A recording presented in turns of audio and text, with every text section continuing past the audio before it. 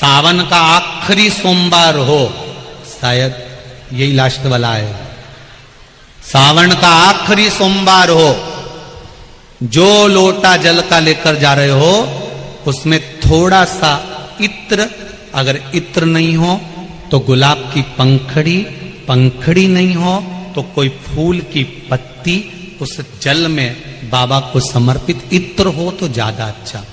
आखिरी सोमवार को या सावन महीने का आखिरी दिन आप शिव को जब 2 लोटा जल चढ़ाएं तो उसमें इत्र का भाव रखकर, कामना कर कर, त्र्यंबकेश्वर बाबा का स्मरण कर कर और महामृत्युंजय मंत्र को जपते हुए। कौन सा मंत्र? ये वेद का बड़ा सुंदर मंत्र है, इसको चिल्लाकर नहीं बोला जाता, भीतर महामृत्युंजय मंत्र का स्मरण करते हुए। और अगर महामृत्युंजय मंत्र याद नहीं हो तो पंचाक्षर मंत्र नमः शिवाय, पंचाक्षर का स्मरण नहीं रहे तो षडाक्षर ओम नमः शिवाय, षडाक्षर का स्मरण नहीं हो तो श्री शिवाय नमस्तुभ्यम। आपसे निवेदन है, अशोक सुंदरी वाली जगह पर अगर आप समर्पित कर देते हैं, फिर आप जिस भी चीज के लिए अप्लाई करें, मेरा देवाधिदेव महादेव आपका हाथ पकड़कर खींचकर आगे बढ़ा ही दे। मेहनत करना, कर्म पूरा करना, पढ़ाई अच्छी करना और पढ़ाई के साथ में विद्या अध्ययन करने के साथ में अच्छी मेहनत के साथ में देसी गाय का दूध भगवान शंकर को समर्पित करना, भगवान शंकर को समर्पित करना, देसी गाय का दूध धीरे धीरे धीरे धीरे समर्पित करना, भावों के साथ आप समर्पित करें। देसी गाय का दूध एक एक बूंद समर्पित करिए, धीरे धीरे समर्पित करो। और देसी गाय का दूध जब धीरे धीरे समर्पित करें, बड़े रास्ते से आनंद से धीरे धीरे जब आप समर्पित करेंगे, बेलपत्री वही दूध में सनी हुई बेलपत्र, अशोक डंडी का भाग शिवलिंग की ओर नहीं होना चाहिए, उस समय पर डंडी का भाग जहां से पानी बहकर जाता है अशोक सुंदरी की ओर से, वहां पर होना चाहिए। कार्य में सफलता मिलती ही है। शिव तत्व को धारण कर। सोमवार की अष्टमी का मतलब आपको इंदौर की कथा में बताया था, जिस दिन शंकर और पार्वती के मिलन का दिवस हो, और केवल एक माता पार्वती के अकेले मिलन का नहीं, 64 योगनियां तक भगवान शंकर से मिलने के लिए आती हैं। पीला चंदन लगा लेना। कितना लगाना है? बीच वाला जो पत्ता है उस पर पीला चंदन। जब आपको लगे कि मेरा जीवन बहुत कष्टमय है, अब ये रोग, अब ये कष्ट दूर ही नहीं हो रहा, अब ये आए दिन तकलीफ पर तकलीफ बढ़ती जा रही है, आए दिन रोग बीमारी, पैसा घर में बच नहीं रहा, बहुत कष्टमय जीवन है, इसमें लगाओ पीला चंदन बेलपत्री की बीज पत्ती पर। महाराज, और बीज पत्ती पर जब चंदन लग जाए, लगने के बाद में ये दोनों पत्ती पर लाल चंदन लगा लीजिए। इन दोनों पत्ती के बीच में जो डंडी का भाग होता है, आपको कहा था, आपको स्मरण में होगा शायद, हमने जब बेलपत्री की महत्वता बताई थी तो उस बेलपत्री की महत्वता में कहा था ब्रह्मा विष्णु महेश ये 3 हैं, बोला था। बीच में ये बड़ी पत्ती से लेकर जो 2 पत्तियां होती हैं, इनके बीच में जो जगह बचती है, इसमें मां पार्वती के 64 योगनियां, मां पार्वती अपनी पूर्ण सिद्धि के साथ में जितनी भी देवी के स्वरूप हैं, वो माता 64 योगनियां देवी के स्वरूप में यहां पर विराजमान होती हैं। 2 पत्ती के नीचे से जो डंडी होती है नीचे तक, ये पूरी डंडी में 33 कोटि देवी देवताओं विराजमान होते हैं इस पूरी डंडी के अंदर। तो ये बीच वाली पत्ती है, ये जो बीच वाली पत्ती का जो भाग होता है, इस पत्ती के भाग में शहद का प्रयोग कर कर, यहां पीला चंदन, लाल चंदन, लाल चंदन, शहद का प्रयोग कर कर, इसी तरह से पकड़कर ये बेलपत्री की जो डंडी है वो अशोक सुंदरी पर जब आप समर्पित करें तो जहां से जल बहता है उस ओर पर इस पत्ती को चढ़ाकर केवल आपके हृदय की बात कहकर देवाधिदेव महादेव से कोई भी शिव जी का मंत्र पंचाक्षर नमः शिवाय, षडाक्षर ओम नमः शिवाय, श्री शिवाय नमस्तुभ्यम, या महामृत्युंजय मंत्र, जो शिव का मंत्र हो आपके पास में, उसको बोलते हुए देवाधिदेव महादेव को धीरे धीरे जल की धार चढ़ाना प्रारंभ करो। जल की धार जब पूर्ण होने लगे, उसमें थोड़ा जल बचे, तब अशोक सुंदरी पर जो तुमने बेलपत्र चढ़ाई है वहां उस जलधार को चढ़ा। ये प्रयोग आपको केवल सोमवार की अष्टमी पढ़ने पर ही करना है। कौन से दिन करेंगे? जम के बोलिए जरा। सोमवार की अष्टमी पढ़ने। और धतूरे का फूल,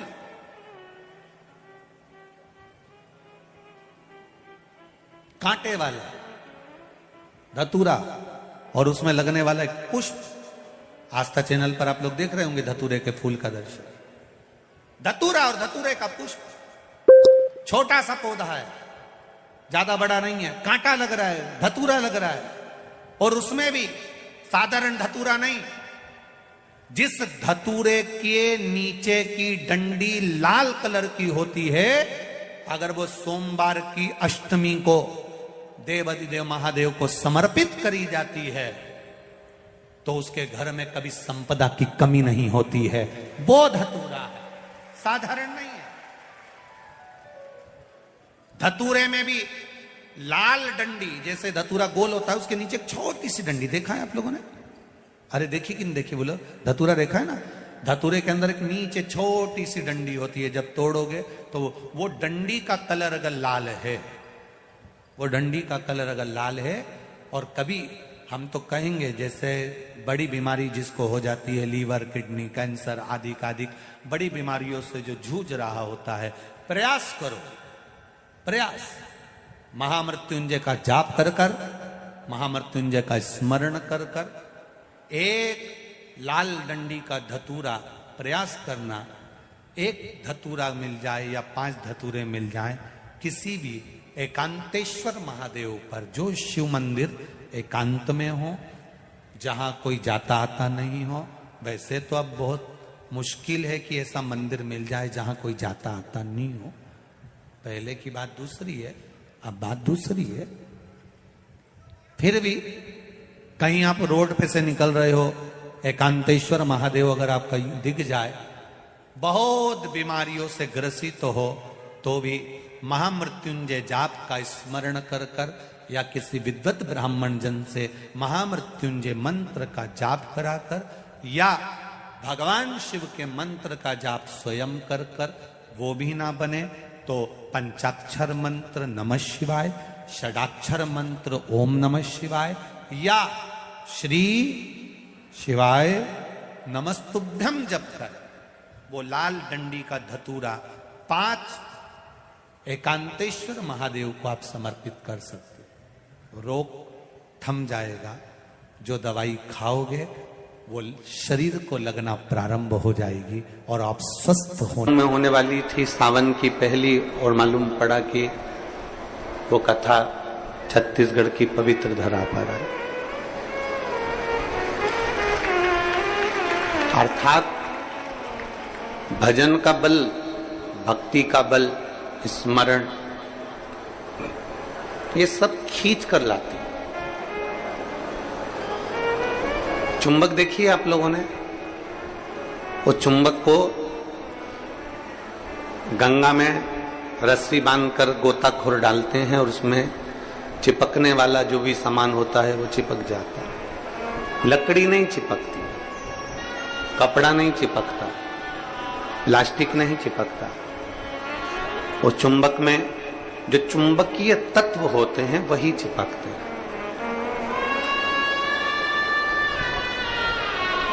हम तो ये मानते हैं कि सावन के महीने में भी भोलेनाथ एक, जैसे लोग गंगा जी में चुंबक फेंकते हैं और उसमें जो चिपक गया वो चिपक गया, उसी तरह भोलेनाथ भी सावन के महीने में शिव महापुराण रूपी चुंबक को डालकर हिलाते रहते हैं। किसके भाग्य में है और कितने लोग चिपक सकते हैं ये उसी को मालूम है।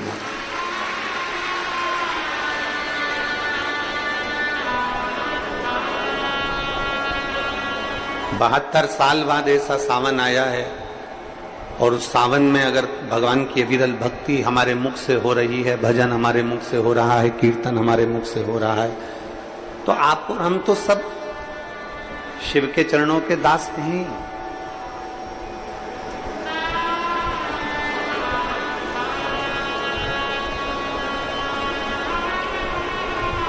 कहते हैं, शिव महापुराण की कथा कहती है, नौकरी ऐसी होना चाहिए, सर्विस ऐसी होना चाहिए जहां जाने का मन करे। ऑफिस में तुम बैठते हो और दिन भर क्लेश मचे, फाइल तुम पढ़ते हो और फाइल उठाते से तुम्हारे को मानसिक टेंशन आ जाए, जरा जरा सी बात में चिंता खड़ी हो जाए, तो वो ऑफिस जाने का मन नहीं करता, नौकरी पर जाने का मन नहीं करता। नौकरी ऐसी हो जहां जाने का मन करे और घर ऐसा हो जहां वापिस आने का मन करे। तो समझ, घर में अगर क्लेश हो रहा है, बहुत अशांति हो रही है, बहुत लड़ाई हो रही है, बहुत विवाद हो रहा है, कहीं सास का मुंह फूला रहे, कहीं बहू का मुंह फूला रहे, कहीं बेटे का, कहीं बेटी का, कहीं माँ का, कहीं पिता का, कहीं भाई, कहीं बंधु, इनके मुंह फूले रहे तो घर में आने का मन नहीं करता। पत्नी का दिन भर मुंह फूला रहेगा तो पति का घर आने का मन नहीं करेगा। माँ बाप का अगर मुंह फूला रहेगा तो बच्चों का घर आने का मन नहीं करेगा। नौकरी ऐसी हो जहां जाने का मन करे, मन करे आपका कि मुझे बड़े उत्साह से जाने।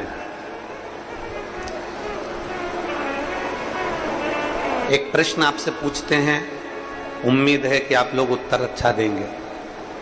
हमने भी पढ़ाई करी, आपने भी पढ़ाई करी,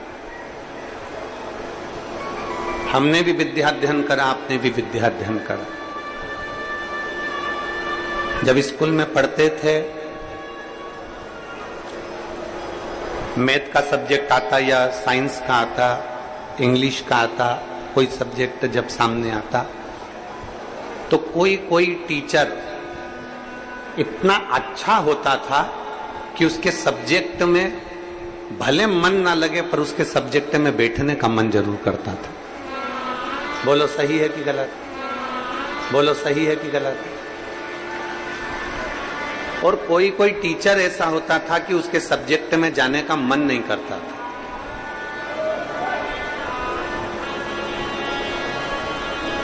उनके सब्जेक्ट में जाने का मन नहीं करता। कोई टीचर इतना अच्छा, बहुत प्रेम से, बहुत स्नेह से, बहुत लाड़ प्यार से पढ़ाता है, बहुत स्नेह से पढ़ाता है तो उसके यहाँ जाने का मन कर जाता है। और कोई कोई टीचर ऐसा होता है कि वो पढ़ाता है पर उसके अंदर इतना क्रोध, इतना गुस्सा है, कहीं मारना, कहीं ठोकना, कहीं अपशब्द कहना, कहीं कुछ कहना, तो मन ही नहीं करता कि उस टीचर के पास में जाकर बैठा। पढ़ना है आपको, सारे सब्जेक्ट पढ़ना है आपको, और प्रत्येक सब्जेक्ट को आपको तैयार करना है, प्रत्येक सब्जेक्ट आपको पढ़ना है, पर आप उस टीचर के सब्जेक्ट में नहीं जाओगे। प्रत्येक सब्जेक्ट आपको पढ़ना है, प्रत्येक सब्जेक्ट आपको धारण करना है, पर आप उसके सब्जेक्ट में नहीं पहुंचो। बस जैसे स्कूल में कोई टीचर अच्छा है तो उसके सब्जेक्ट को पढ़ने के लिए आप जरूर जाते हो, उसी तरह नौकरी ऐसी हो जहां जाने का मन करे आपका।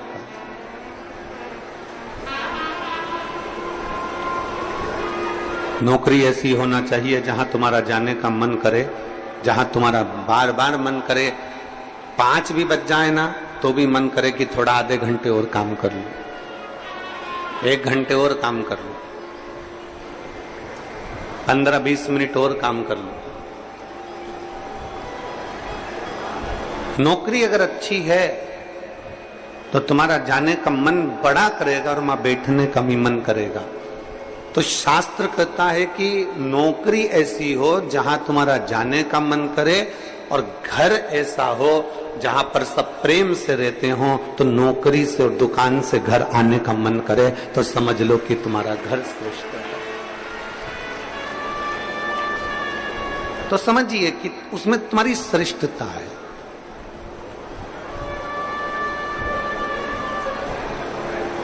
जरा जरा सी बात में अगर क्लेश हो रहा है, जरा जरा सी बात में अपशब्द बोले जा रहे हैं, तो वो श्रेष्ठता नहीं करता। लोरमी वालों ने भी बहुत व्यवस्था कर रखी थी, परंतु कीचड़ इतना है, मिट्टी काली है, पानी पड़ा हुआ है, इसलिए प्रशासन भी उस चीज को हाँ नहीं भर पाया, क्योंकि उनको दिखता है कि इतना लाखों में। अब आप देखिए कि 3 पंडाल बड़े बड़े डूम भरे पड़े हुए हैं, उधर भी बाहर भक्त हैं, उधर भी बाहर भक्त हैं, और इधर देखोगे तो चारों तरफ बाहर पूरे के पूरे भक्त भरे पड़े हुए हैं। प्रशासन भी ये चीज देखता है। कितने शिव भक्त आएंगे तो वो आराम से कथा सुने, आराम से रहें, आराम से खाएं, आराम से अपना भजन कीर्तन करें, और आराम से कथा श्रवण कर कर अपने अपने घर को जाएं, किसी को कोई कष्ट ना हो। ये प्रशासन भी देखता है।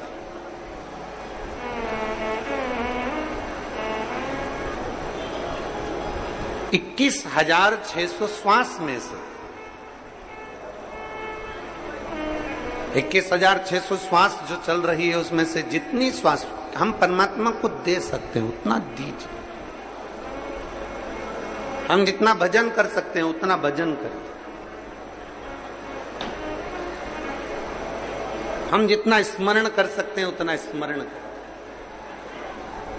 और तेरी कृपा बिना न हिले एक भी अणु, लेते हैं श्वास तेरी कृपा से तनो तनो। हे गंगाधार मुक्ति द्वार ओंकार तू, बोले ओंकार तू। आयो शरण तिहार शंभु तार तार। मन जितना साफ होगा, मन जितना क्लीन होगा, निर्मल होगा, उतना उतना शिव हमारे करीब में आते चले जाए। इसलिए मन का साफ होना भी जरूरी है और मंदिर का साफ होना भी जरूरी है।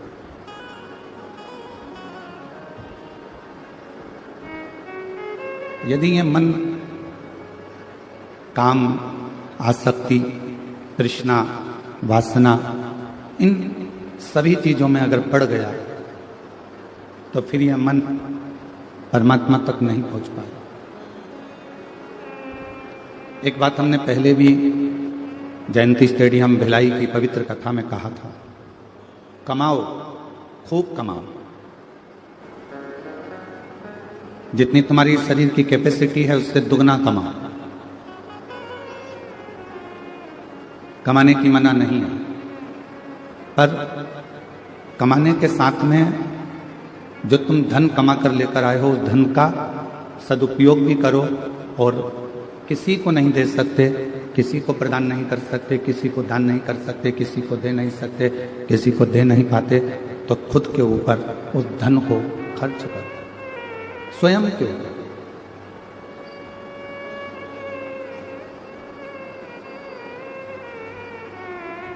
क्या होता है कि मनुष्य, मानव